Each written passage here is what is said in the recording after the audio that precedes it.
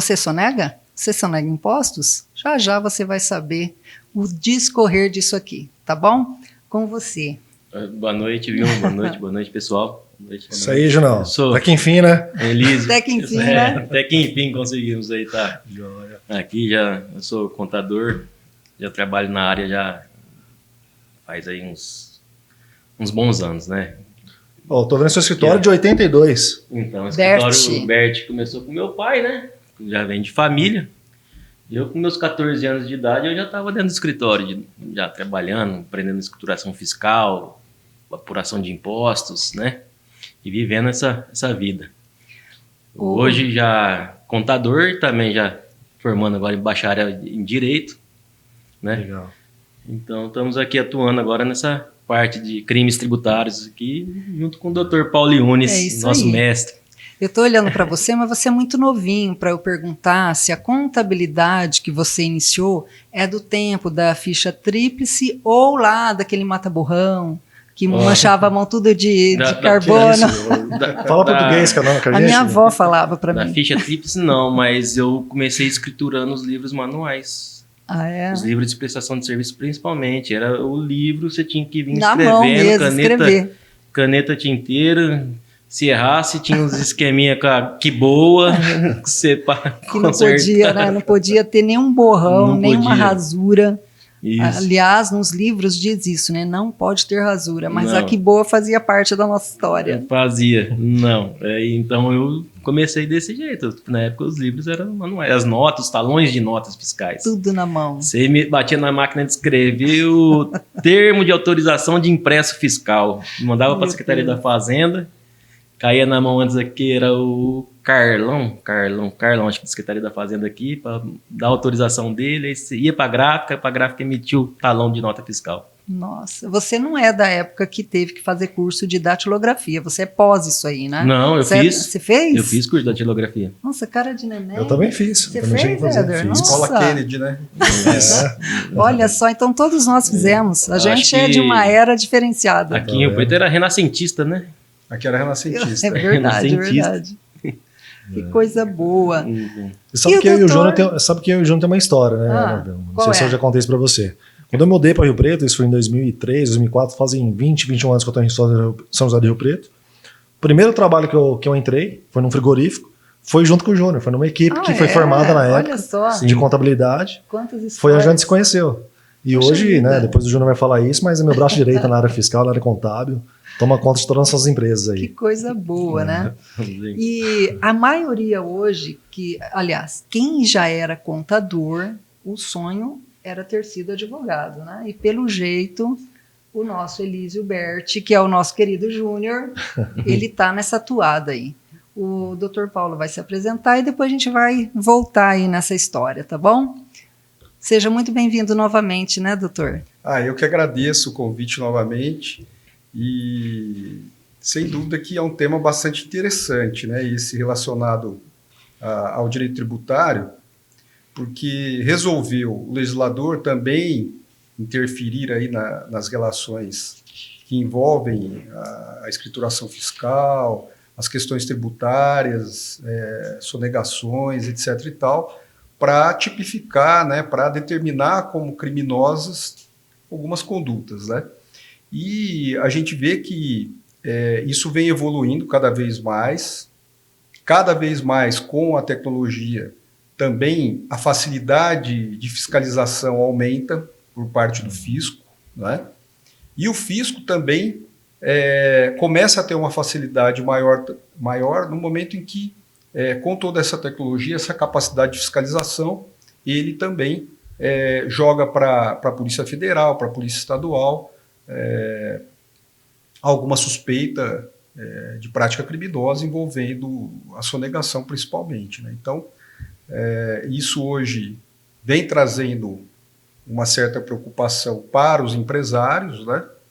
E, queira ou não, os contabilistas e também quem trabalha com investimentos, né?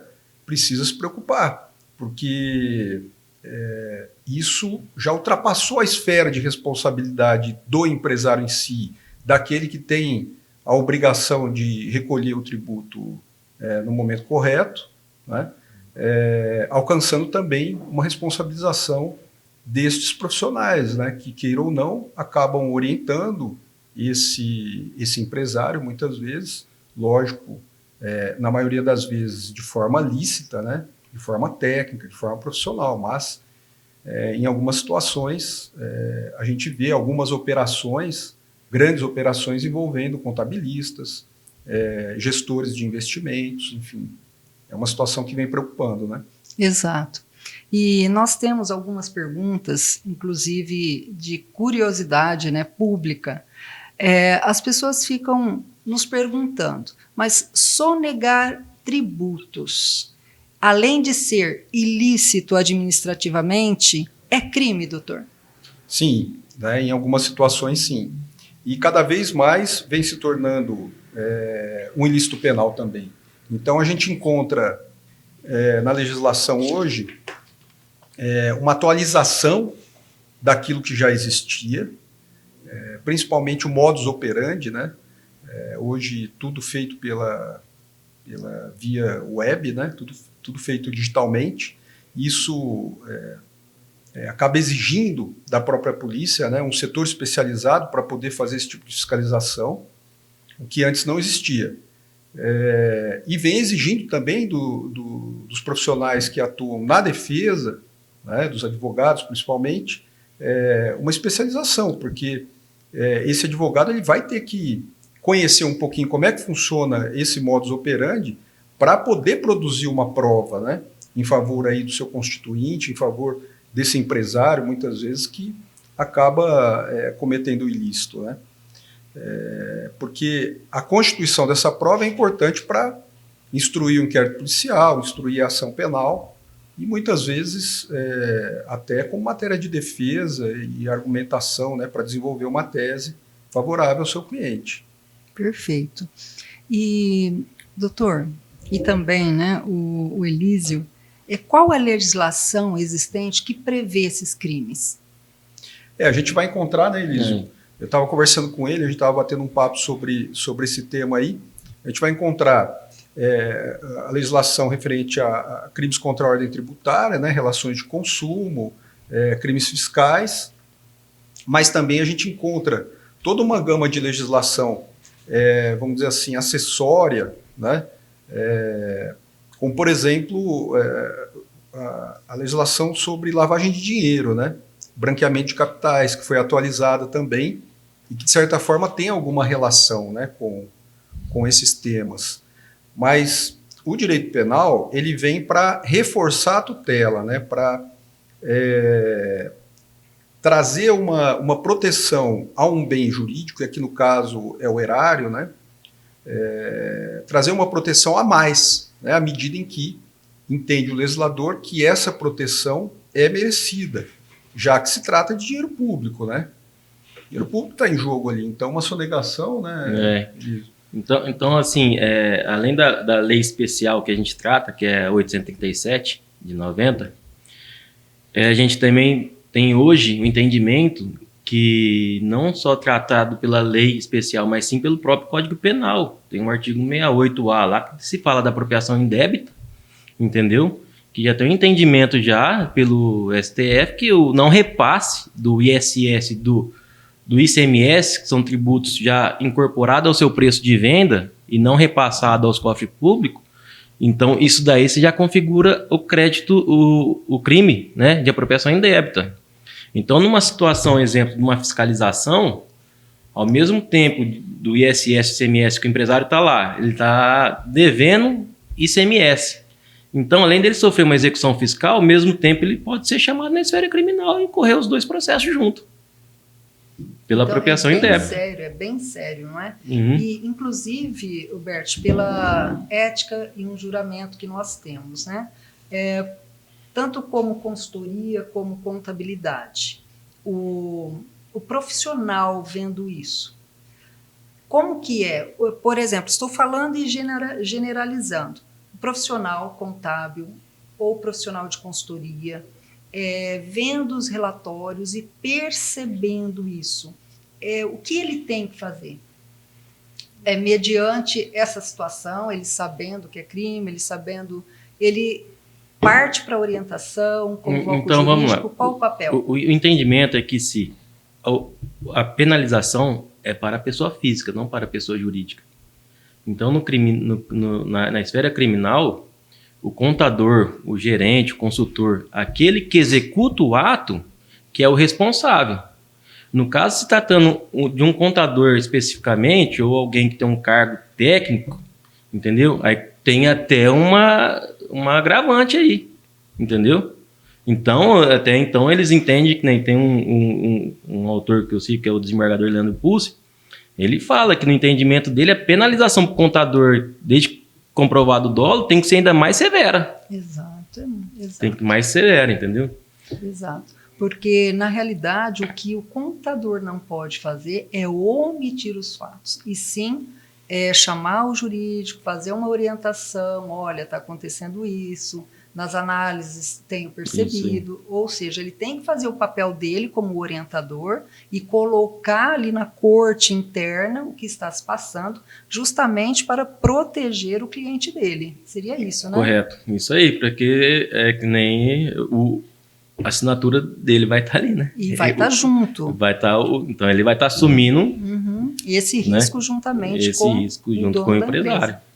E é um profissional que tem a capacidade técnica para isso, né? Para apontar isso, para falar isso. E inclusive, que nem estou falando, o entendimento é que o profissional contábil, ainda a penalização do profissional contábil é ainda mais severa. Ele vai responder ainda com pena mais grave do que o próprio empresário. Entendeu? Quer ver, Vilma, Éder, vamos trazer um exemplo assim, bem corriqueiro para ficar mais claro, né? Vamos imaginar que um profissional liberal vai fechar o imposto de renda dele, né, declaração de imposto de renda, e ele passa todas as informações, documentação para o contabilista, né, e o contabilista vira para ele e fala assim, olha, você não tem você não teve nenhuma despesa com médico, dentista, né, porque ele reclamou que ia ter que pagar determinado valor, né, ter que recolher em razão da declaração. Aí ele fala assim, não, eu não tenho, mas se eu conseguir, eu vou pagar menos? Ah, sim, porque aí deduz, né? É receita tributável, né? Vai deduzir. E aí ele fala, não, então eu vou conseguir, né? Vou conseguir. Ou ele vira para o contador e fala assim, eu não tenho, mas será que a gente consegue? Aí o contador fala assim, peraí, eu tenho alguns clientes que são dentistas, médicos, né? Para eles é interessante também emitir nota, né? E aí ele pega e liga para um dentista, por exemplo, e fala, olha, você pode emitir uma nota aí e tal, o meu cliente paga 20% dessa nota, 30% dessa nota, né? E aí ele emite. Bom, não teve a relação de fato, ela não aconteceu. Então, é uma fraude. Foi só sugestiva. Né? Exatamente, ela é formal. Sim, né? Formalizou, porém não houve o fato gerador do serviço. Exatamente. Então, aí é uma situação bastante corriqueira e pode trazer muito problema, né? Então, eu já participei de uma operação em que virou ação penal, né, na Justiça Federal, em que era um fisioterapeuta, né, e ele vivia disso, basicamente, porque ele fazia tanto dinheiro vendendo recibos, né, que era a maior fonte de renda dele do ano, era ali naquele momento. Só que isso despertou atenção, porque foge, né, da curva, vamos dizer assim, despertou a atenção da Polícia Federal. A Polícia Federal começou a investigaram que viu o montante era de milhões, né, sonegados. Então, é uma situação corriqueira, por isso que você foi muito feliz na sua pergunta inicial, né? Você sonega impostos, né? Então, isso é bastante complicado. Então, Ô Júnior, agora me fala uma coisa, aproveitando um gancho aqui, né? Você comentou da questão da propensão em débito e tudo mais. Isso caracteriza cada vez mais, na verdade, caracteriza não, é de fato, né?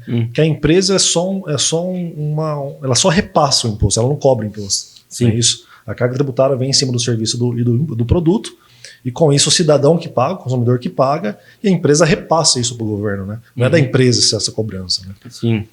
Porque o que acontece? Que nem o empresário ele tem que fazer a formação de preço dele, de venda, então ele já tem que ali embutir o preço, o valor do imposto, né? Porcentagem do imposto que ele vai ter que repassar, que ele vai ter que recolher.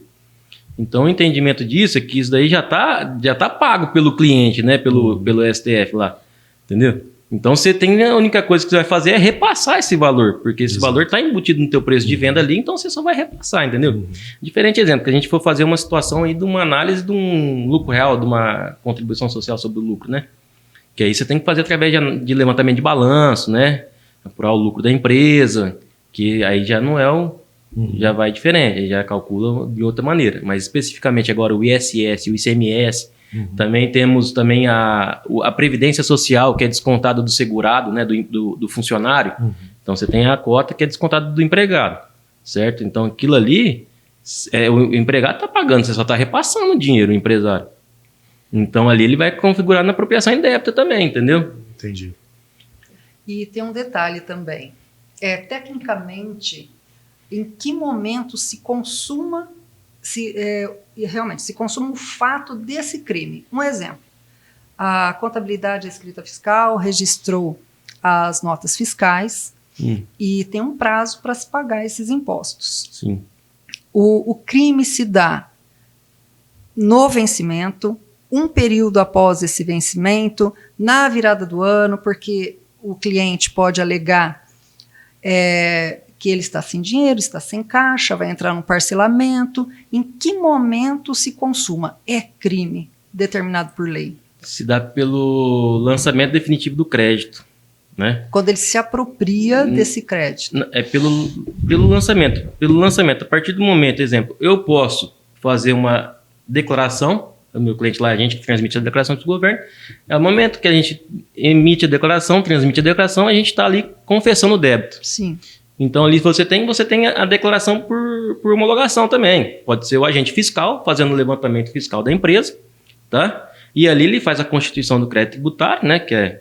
E faz o lançamento desse crédito. Ali você dá a constituição do crédito, onde que você identifica o crime tributário ali, no caso da apropriação indébita, do ICMS e tal, ou de uma sonegação fiscal, por um levantamento fiscal, entendeu?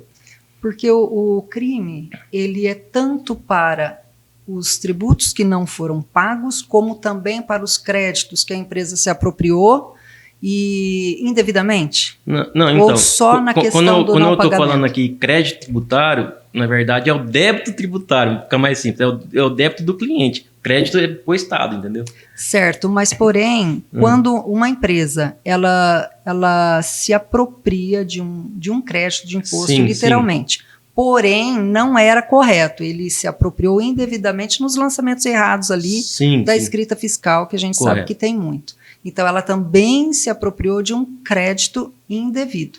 Sim. Isso também caracteriza crime? É crime, fraude. É crime, apropriação indevida de crédito tributário. O que tem que tomar cuidado é que se exige o dolo, né? Ou seja, tem que ter a intenção de se apropriar, né, daqueles valores que ele deveria ter repassado para o fisco, né? Separar se foi um erro ou se foi de propósito, né? Exatamente. Um erro fiscal, lançamento. A conduta culposa, né, ela não é tipificada, ou seja, não caracteriza crime. Se foi a título de negligência, imprudência, né, aí não vai caracterizar o crime. Ou seja, foi um erro, basicamente. Perfeito, né? Desde que prove, né, doutor? Não observou um dever de cuidado que não devia ter sido observado, né? E acabou deixando de recolher, ou recolheu a menor, etc. e tal. Eu atuei num caso em que era um laticínio, né?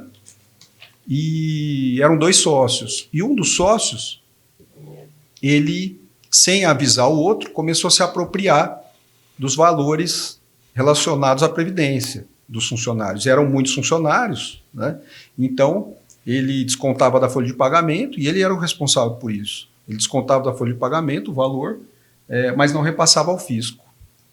E aí a hora que viu, né, a coisa já tinha desandado, porque foram 3 anos de descontos mensais não repassados ao fisco. Então também é interessante a pergunta que você fez relacionada à consumação do delito, porque nesse caso, foi uma conduta regular de apropriação indébita. Ou seja, todo mês acontecia a apropriação indébita, né? Então a gente chama de crime continuado, né?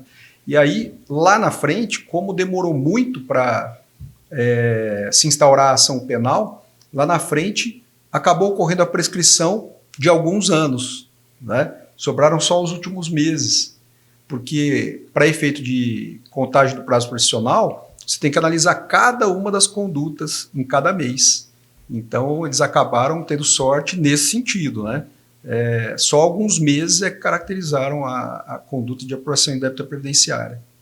E a gente tem muitos casos também, né, que a gente fica sabendo, funcionários que dizem, poxa vida, fui sacar meu FGTS, não tinha nada lá, de empresas né, que não são idôneas.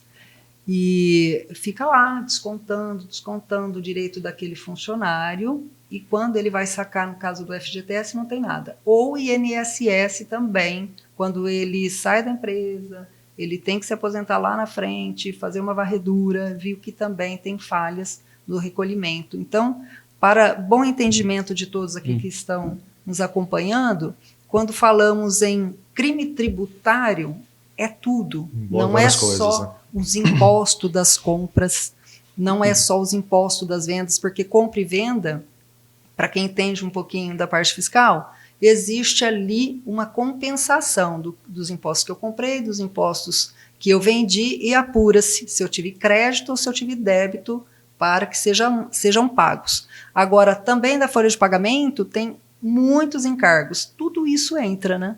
Tudo isso entra. Tudo isso. Também é um repasse, né? Também é um repasse. Também é um repasse. É um repasse. Sem dúvida. O mais interessante é que o maior objetivo do legislador em trazer esse tipo de comportamento, essa conduta para a esfera penal, é utilizar o direito penal como um instrumento para poder receber esses valores desviados, né, indevidamente apropriados. Então, existe em toda a legislação tributária normas que dizem respeito à extinção da punibilidade. O que significa isso? Olha, você foi autuado e existe esse débito. Atualizado, o valor é esse. Se o senhor recolher até o oferecimento da denúncia, está extinta a punibilidade, ou seja, o senhor não vai ser acionado criminalmente. Olha, né? Ainda tem essa chance. Ainda tem essa chance. Então, isso demonstra bem a intenção do legislador, né, que é, de fato, receber o valor e não buscar uma punição de ordem criminal. E vai mais além, né? Isso acabou se estendendo para aqueles que acabavam parcelando também o débito. Então, hoje, se já foi recebida a denúncia, a ação penal já está em andamento, o empresário, por exemplo, o sonegador vai lá e quita o valor, ou se ele quitar, extingue a punibilidade, né? A ação é arquivada. Agora, se ele parcelar, ele entra num refis, por exemplo, aquilo vai ficar suspenso, aquela ação penal vai ficar suspensa até que ele quite aquele valor. Então, é assim, bastante interessante, só que também foge um pouco da finalidade do direito penal, né? Apesar de que no mundo de hoje, né, um mundo capitalista, tal, essas normas, né, importadas dos americanos principalmente, né, elas acabaram viabilizando muita coisa aqui no Brasil, né? Sim. Agora tem uma pergunta, a gente tem que prometer que não vai dar risada, tá? Todos vocês aqui, vocês acham mesmo que os brasileiros, eles só negam os impostos porque falta conhecimento? Eles falta estudar um pouquinho, por isso que eles só negam? Não tem conhecimento? Respondeu o especialista aí. A gente analisa uma situação, exemplo. Você vai fazer tem uma execução fiscal. Geralmente, o fiscal vai fazer o levantamento. Só que você vai fazer o teu levantamento também. Geralmente ele fala que você está devendo 1 milhão, que você vai ser autuado em cima de 1 milhão. Só que você tem teu crédito. E aí? Quem está certo? Por, às vezes, desconhecimento, a legislação fiscal nossa é tão complexa. Você vai catar União, Estados, município. Cada um tem sua legislação, cada um tem o seu imposto. Você cata a Constituição Federal, tem um capítulo inteiro só de tributação. Aí você cata situações onde que a Receita Federal, a Receita Estadual, elas emitem normas orientativas para te ajudar o contribuinte a entender como é que ele vai calcular o imposto. Porque você cata a lei, você não vai entender, entendeu? Então, assim, na hora que você faz um levantamento, uma análise fiscal, você vai ver que o que está falando ali, o fiscal, às vezes não é aquilo. Entendeu? Às vezes não é aquilo. Então, assim, a sonegação muito se dá por desconhecimento de legislação tributária, mas, sinceramente... A gente não quer falar, né? A palavra A gente mágica. não quer falar, mas o descontentamento do brasileiro com o Estado é muito grande. É tudo safado. O descontentamento com o Brasil, com o Estado é muito. Então, o que acontece? No livro Crime contra a Ordem Tributária, do Leandro Pulse, que ele é o desembargador, ele fala que o retorno que o brasileiro tem pelo que ele contribui é muito precário. Então, é o que incentiva o brasileiro a sonegar imposto. Então, o Estado, exemplo, se você ler, eu fiz uma pesquisa, o IBET fez um levantamento em 2019, né, que o Brasil deixou de faturar dos 2,33 trilhões. Ou seja, nisso resultou uma sonegação fiscal de 417 bilhões. Eles viram que 37% das microempresas sonega e 16% de megas empresas aí sonega. Então, o que acontece? É o descontentamento, né, que todo mundo tem com o Estado. Então, exato, e da mesma maneira também, você não vai levar tem em consideração a sonegação fiscal e você também tem o passivo tributário que o país tem, que é de empresário que deve imposto. Entendeu? E é muito, hein, Jônio? Nossa. Tem de empresa que não paga imposto. Não pagar é crime, não? Ficar inadimplente? Não pagar não é crime. Porém, se você não pagar o ICMS e o ISS, você vai correr em crime. Ah, é? Porque você não fez o repasse. Perfeito. Propriação e débito. Propriação e débito, você vai correr na esfera fiscal e criminal ao mesmo tempo. Então, assim, aí, pela mesma pesquisa, tem o levantamento de que o Brasil deixa de arrecadar, tem um passivo tributário aí só de imposto federal de quase 3 trilhões. Se você juntar federal, estadual e municipal, dá quase 7 trilhões. Então você pega o que o povo sonega, você pega mais o que o povo não paga, investe no país e tira aquela corja administrativa de deputado, senador que fica mamando. Você chegou aonde eu queria. Você imagina como que esse país nem ia ser rico. Exato, o Derek é um cara especialista em política, sabe disso, né? Tá vendo o que você tá falando aí. Tá ali só concordando. E o que nós, na realidade, queremos fazer a pergunta, né? Essa sonegação, muitas vezes, ela vem em consonância com a irritação realmente do empresário, que ele quer pedalar, mas é difícil, porque a carga tributária brasileira é gigante.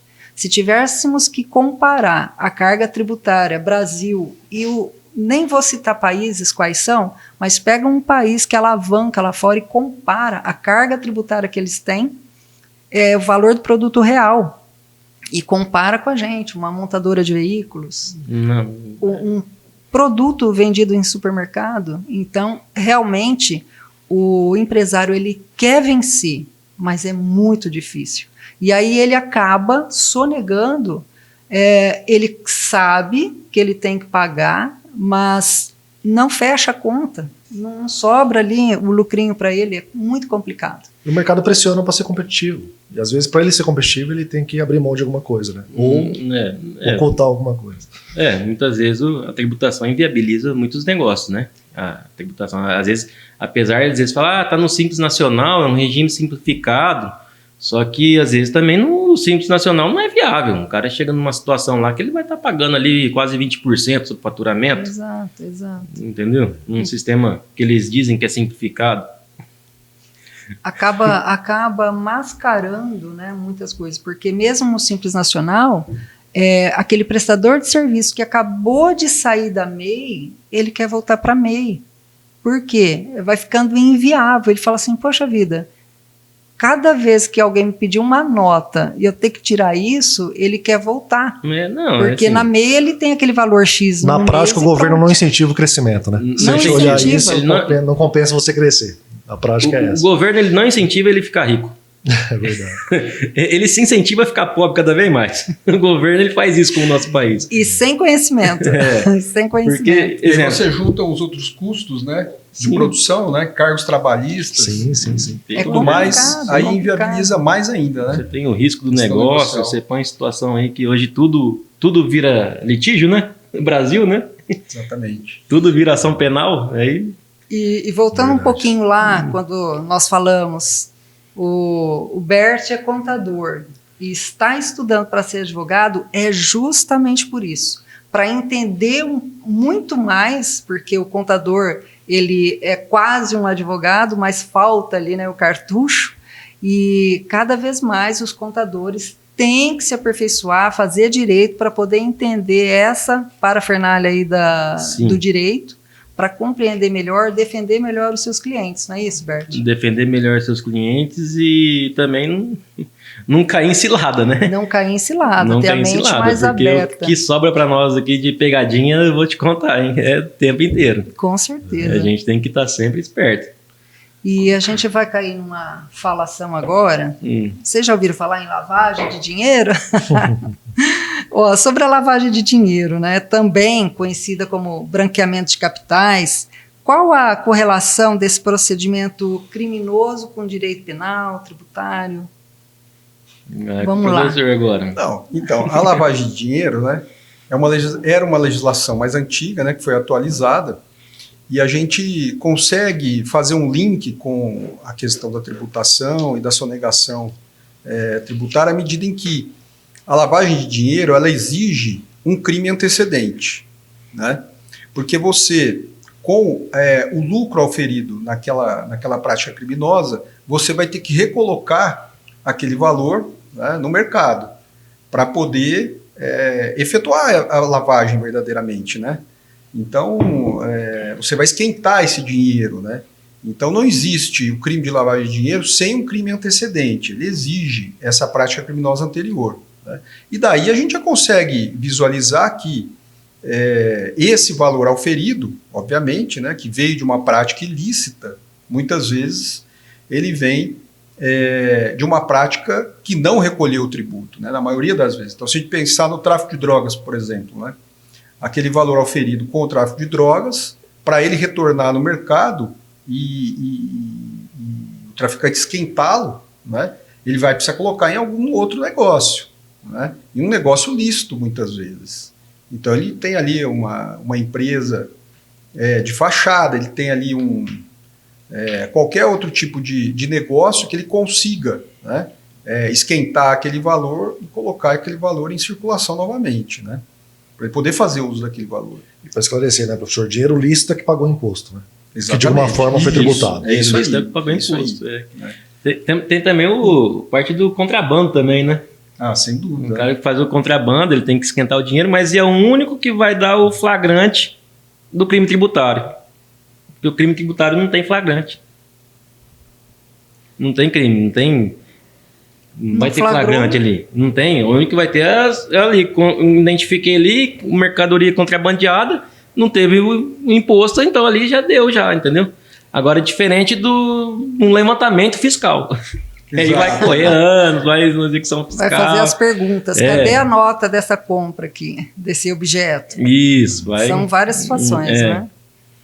Isso aí. E, por exemplo, pode-se comprar qualquer coisa, não tem a nota fiscal, qualquer produto, qualquer objeto, e aí eu tenho a venda daquele produto. Eu fui lá, cadastrei um produto que eu não comprei, e aí baixa a fiscalização, seria mais ou menos isso.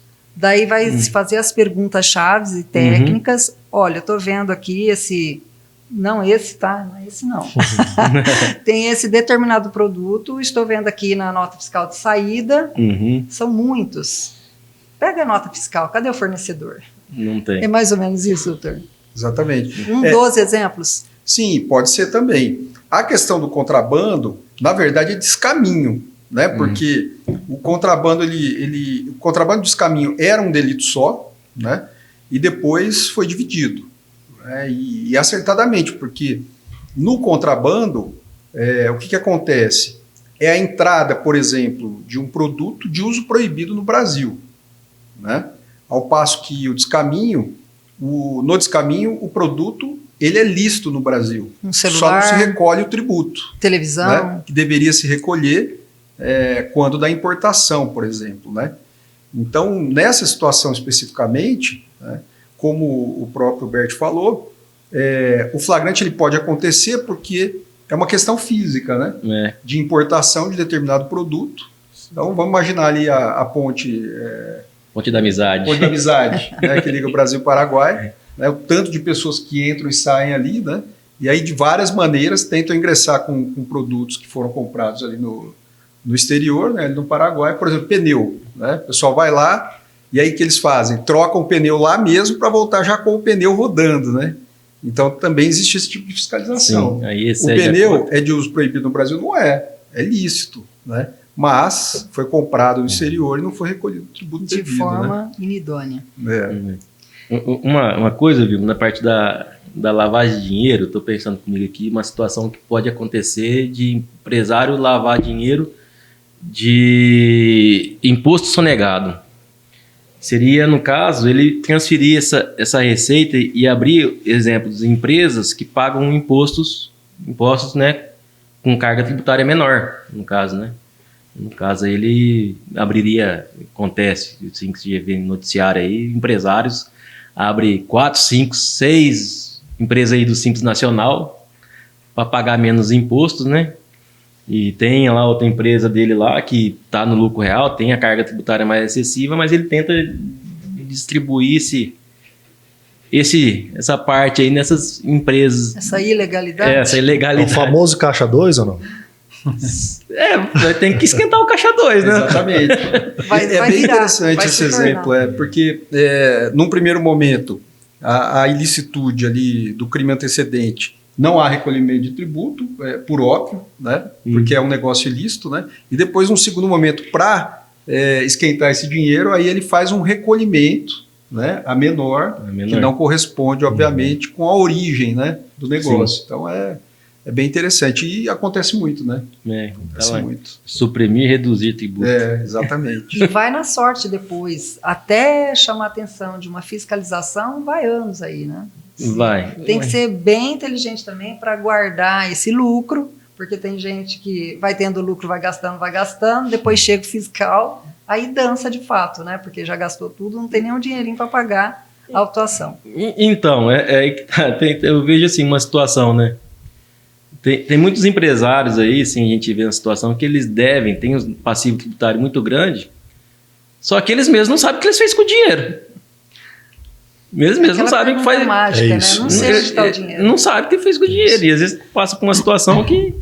Entendeu? Então tem situação mesmo que acho que tem uma grande parte que é despreparo mesmo do empresário administrativo. É o ponto que vai chegar, o Jonas. Até fiz um comentário há um tempo atrás, né? Que o país talvez não incentive o crescimento. Isso não é totalmente verdade. O que quis dizer é possível crescer? Sim. Só que onde que o empresário mais erra? Não ter equipe preparada para poder crescer. E aí não consegue fazer as coisas da forma que tem que ser feita. Sim. Né? Quando se faz equivocadamente. É onde surgem os problemas. É onde não sabe para onde foi um recurso. Né? Às vezes ficou lá 10 anos sem pagar imposto, cadê o caixa? Não tem. Mas como isso? É falta de gestão qualificada, é falta de ter profissional qualificado para poder apoiar. Né? Então, o que acontece? E também tem muito pensamento ainda meio anti-retrógrado. O que acontece? Hoje o empresário ele tem que investir muito em tecnologia e assessoria jurídica, tributária, dentro da empresa dele, entendeu? Porque você não precisa falar, eu não vou pagar um imposto, eu não vou emitir essa nota, faturar isso. Porque hoje você tem a parte de estudos tributários que você pode realizar na tua empresa, que a tua carga tributária vai ser reduzida mediante um caminho legal, para você trabalhar. Entendeu? Tanto que você tem 2 tipos que você trabalha, né? Tem a elisão fiscal e a evasão fiscal, né? Então, nós temos que trabalhar em cima da elisão fiscal, fazer levantamento tributário certinho, ver dentro da lei que o empresário pode trabalhar, né? Para não ter risco de fiscalização. Correr risco de fiscalização pode acabar correndo, mas também está tudo dentro da lei, não vai ter que falar. Entendeu? Então, a gente tem que se atentar em tecnologias, assessoria jurídica, o empresário em si, para poder estar aí, né? Trabalhando. Você falou algo muito importante que eu e o Éder, a gente bate muito nessa tecla. É quando o empresário está inspirado para abrir uma empresa, ele saiu da CLT ou tem aquele sonho de empreender, ele só está pensando em ser patrão. Eu quero ser patrão, quero ser patrão. Mas o despreparo E a emoção aflorada só faz com que ele vai lá, abre o CNPJ de qualquer jeito. Muitos abrem o CNPJ, esquece da prefeitura e vai. Eu quero nem emitir nota, só abre. Nem está recolhendo imposto. Eu estou falando daquele que está começando pela MEI. Depois, ele já pensa em fabricação, daí cresce, o contador vai lá, corrige, etc. e tal. Porém, quem ele colocou na empresa? A tia, que fez contabilidade há 20 anos atrás, uma amiga que foi balconista, vai lá ser o balconista da empresa dele. É isso. Um super amigo que foi para o caixa, porque ele foi de banco, ele sabe. Ele sabe operar no banco, muitas vezes o caixa do banco. Então traz para dentro da empresa. E aqueles super amigos, irmão e tal, uma empresa familiar e de amigos. Porém, não é só saber escriturar um livro fiscal, não é só saber, aquele que escritura é o faturista, é o que entrega, então é o Severino, ele faz tudo isso. Porém, não tem uma equipe, um time especializado lá dentro. Vai desse jeito, vamos ver aonde vai dar. Daí começa a dar os chabuns. É por isso que todo empresário que quer ser bem-sucedido e tem um faturamento de encher os olhos, não pense duas vezes. É muito melhor ter aquele gasto fixo mensal com um time de primeira. Eu tenho a minha contabilidade, eu pago a prestação de serviço. Eu tenho a minha consultoria financeira empresarial, está aqui, A tributária está ali. Por quê? Um único profissional, ele não tem que ter a expertise global de todo o assunto da empresa. Se ele começar a fatiar e dar atribuições e responsabilidades para cada consultor, a empresa dele vai ficar tinindo. Não outro dia nós conversamos aqui com alguém, não vou me lembrar quem, mas disse, não vamos deixar acontecer, né, a coisa ficar feia, vamos nos preparar, porque depois que está tudo danado, daí eu quero consultoria disso, daqui, daí apagar esse incêndio é que fica complicado.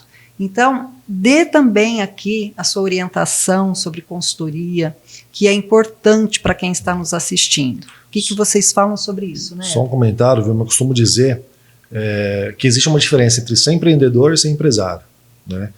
Que nem, geralmente, todo empresário tende a ser empreendedor, mas que nem sempre todo empreendedor será um empresário, né? São caminhos diferentes, são capacidades diferentes, vamos dizer assim. E às vezes o pessoal se perde nisso. Acho que por ser empreendedor, ter uma empresa vai tocar da mesma forma, não é assim que funciona. Não. A empresa hoje, você tem que ter uma equipe técnica, não adianta. Você vai estar ali, vai estar trabalhando, nem estou falando, cara, o empresário vai lá, não vou pagar esse imposto, que eu estou sem caixa. Mas, meu amigo, como é que está a tua formação de preço? Como é que está teu custo? Exato. Quem está vendo isso? Quem está vendo isso? Como é que você está trabalhando em cima disso, entendeu? Preciso faturar, né? Preciso faturar. Preciso faturar. E a margem lá embaixo. Entendeu? O que acontece? Você vai lá, você não vai pagar, você vai incorrer em crime. Né, não, doutor? Os casos que eu atuei, isso que o Heller falou, é uma verdade mesmo, né? Nem todo empreendedor é um empresário, porque, por vezes, esse empreendedor ele é muito inventivo, né? Ele tem uma capacidade extraordinária de criação, de visão, né? Uma visão fora de série, só que ele não tem a metodologia necessária, né, para poder desenvolver isso. Na cabeça dele, o que importa é criar, né, vender, né, a ideia, o produto, etc. e tal, fabricar, né, mas essa parte contábil, essa parte fiscal, essa parte de estruturação, né, de pessoal da empresa, super importante. Então, alguns casos que eu atuei, aconteceu exatamente isso, né? O empresário, a empresária tinham esse perfil, né? E a empresa cresceu num primeiro momento, e cresceu muito, né?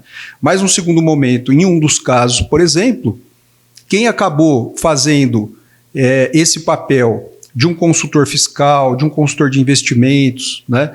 De um contabilista por vezes, né? E às vezes até uma orientação jurídica, foi o próprio banco, né? Exato. E na mão do banco, o que aconteceu? Os gerentes ali queriam vender o produto. bancário, vendeu produto bancário. Tanto que o banco foi, durante 3, 4 anos seguidos, né, premiado. Era um banco público e ele foi premiado, porque era o banco que mais vendia produtos bancários. Vendia para quem? Para esse empresário, na verdade, para esse empreendedor especificamente, né? Então, num outro caso, a empreendedora, ela tinha todo esse know-how, só que ela também não tinha nenhum tipo de consultoria, né?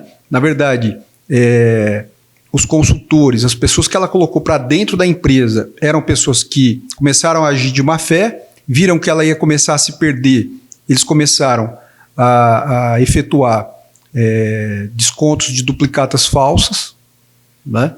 E levantaram o máximo de dinheiro que podiam levantar. A hora que ela viu, eles já tinham desviado todo aquele valor, deixaram ela ali sem ter um dinheiro no caixa para poder movimentar, para poder criar, continuar. A gente chama de faturamento simulado, né? Exatamente. No nosso mercado chama faturamento simulado. Isso é crime também, Junão? Bichinho, tem. O pessoal tem que se preocupar com isso? Tem até aqui, ó. Teve o artigo 19, né, que alterou o artigo 172, que fala aqui, ó, emitir simulado, emitir duplicata ou nota de venda que não corresponde à mercadoria vendida em quantidade ou qualidade ou serviço prestado, pena de detenção de 2 a 4 anos. Olha que importante. Por isso tem o pessoal meio que brincando com isso aí, eu acho que isso aí não dá em nada. Então. Dá sim. Tem que ter muita atenção. É por isso que empresas idôneas de crédito, quando vai fazer os descontos de duplicatas, exige-se o XML.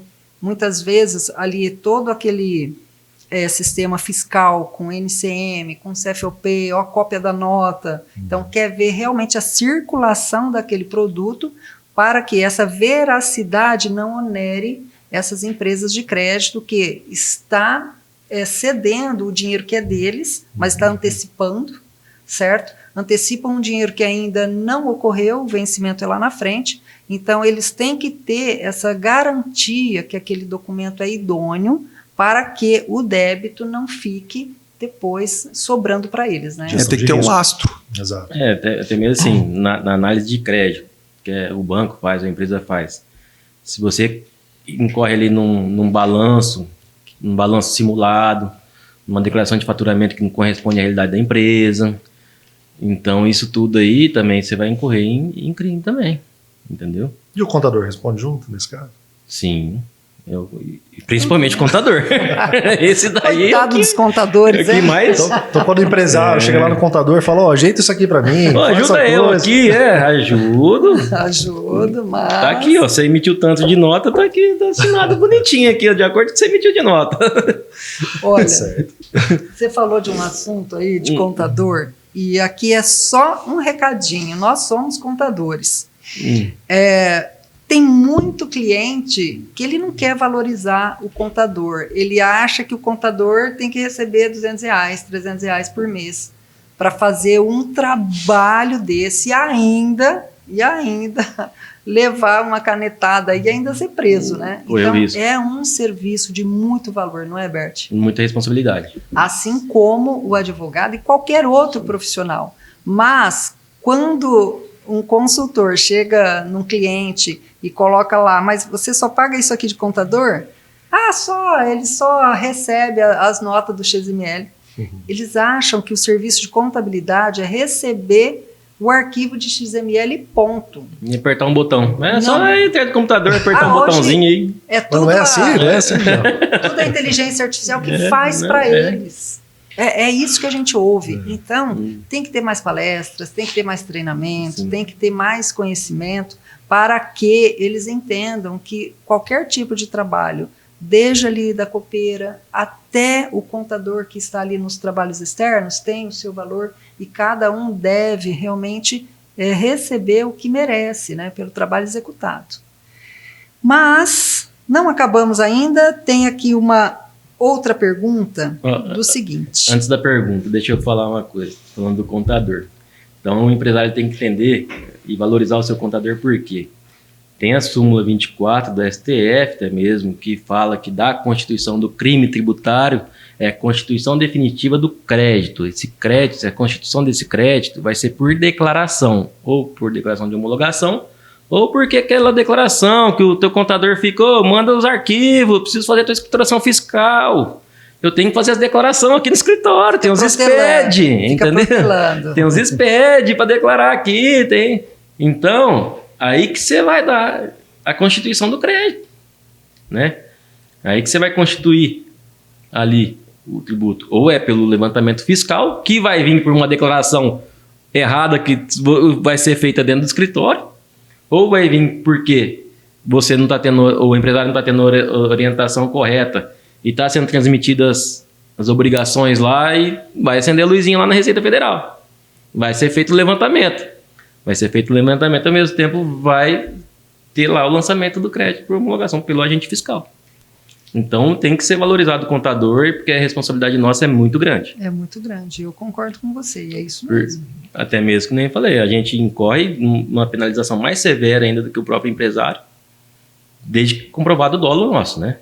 Vamos deixar claro, desde que comprovado o nosso dolo, né? Desde que seja comprovado. Mas de qualquer maneira, o que vai acontecer no mercado? O empresário vai sair falando que foi culpa do contador dele, entendeu?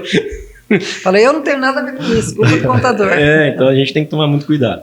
Então, contadores, escritórios que estão aí nos assistindo, por mais palestras, por mais informações, só para não incorrer naquela frase, né? Tadinho dos meus clientes, eles não pagaram, eles cometeram crimes tributários porque não sabiam de nada, são inocentes. Sabemos que a carga tributária no Brasil é muito alta, é gigante.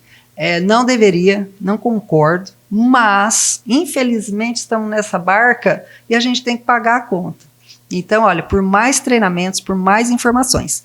E olha, estamos aqui na última perguntinha desse papo maravilhoso. É uma conversa, né? Muito bom, muito bom. Nessa conversa boa aqui, nessa mesa aqui, nós temos que falar do nosso copo térmico maravilhoso, do papo elevado. Cada um tem seu nome. Então, cada um aqui dos convidados recebem para desfilar por aí, dizendo que esteve no papo elevado aqui do nosso queridíssimo Éder e da Vilma Birelli. E só para fazer Pelo inveja, que eu conheço do Júnior, vai ser muito bem usado isso aí. É lindo, deixa eu mostrar aqui, que é lindo, a cor amarela e laranja, não está ali, aqui ali a Nezek, mas você quer um desse? Entre em contato com a gente, fala que você quer ter esse papo gostoso, agradável aqui, Aqui só vem gente fina e boa, tá? Só gente linda, gente bacana. Não é, Bert? Com certeza. E a brincadeira do início lá de cavaleiro e cavalheiro, sabe por quê? Aqui nós temos contador, se formando advogado, cavalheiro, elegante, educado, mas cavaleiro por quê? Gosta de rodeio e com certeza ele anda muito a cavalo. Então você já sabe agora que cavalheiro é um gentleman. E os cavaleiros é dos pocotó. Tá bom? E vamos para a nossa última pergunta. A gente queria ficar até muito mais tarde, mas a gente não pode, mas vai voltar, né? Eles voltam logo, com certeza, né? Com certeza. Tem muita coisa ainda para conversar. Tem muito assunto. Eu quero fazer um episódio, Ginão, só para falar de formação de preço. O tanto que empresário se perde em fazer tabela de venda. Impressionante, cara. E apurar a margem real do seu margem produto. De produto, realmente a margem de contribuição da empresa, o que ele pode conceder na política de desconto dele. Tem demais. O empresário se perde nisso. Né? Tem demais. Muito interessante. Vai fazer um bate-papo só disso. O Leandrão vai ajudar. E vai ser breve, hein? E vai ter o Leandrão aqui. Você conhece o Leandro Pinheiro? O Leandrão, tá vendo ele? Ele vai estar junto aqui com a gente. E para arrematar a questão do crime tributário, você sonega? Só vai pensando aí, não precisa falar não precisa mandar e-mail, só pensa. Só assustar o pessoal. O pagamento ou parcelamento do tributo, Bert, após instaurado a ação penal, que efeito que ele tem? O pagamento, você pode ter, que nem o doutor na esfera disse, penal, né, aqui, você vai ter a extinção do crime, no caso da quitação do débito, ou a suspensão do crime, no caso do parcelamento, né? Parcelou, acabou. Não. Pode parcelar depois que é instaurado a ação penal? Comprovou que é crime. Fala, pelo amor de Deus, vamos parcelar? Pode ou não? Pode. Pode? Normalmente, o parcelamento ele se dá nessa hipótese, né, nesse momento. Porque, queira ou não, com a finalidade de receber esse valor desviado, né, sonegado, o legislador acabou inserindo, junto aos delitos tributários, essa possibilidade, né, Júnior? Sim.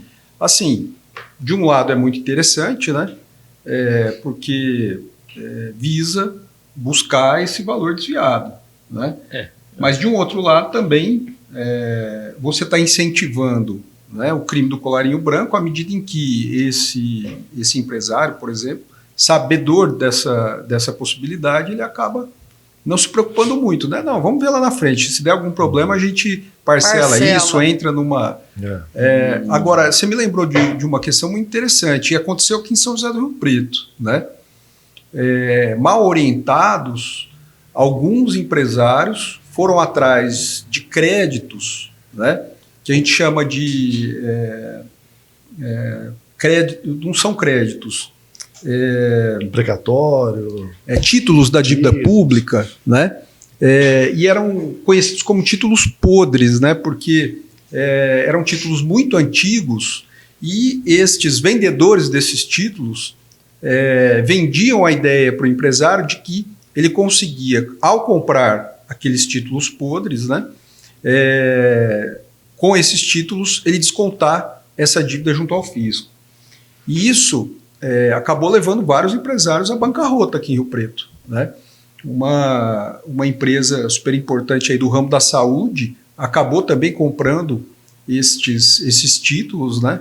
E, queira ou não, já havia uma investigação por trás disso tudo, né? A Polícia Federal estava em cima, estava investigando, e muitos desses títulos eram lícitos e eram aceitos pelo fisco, né?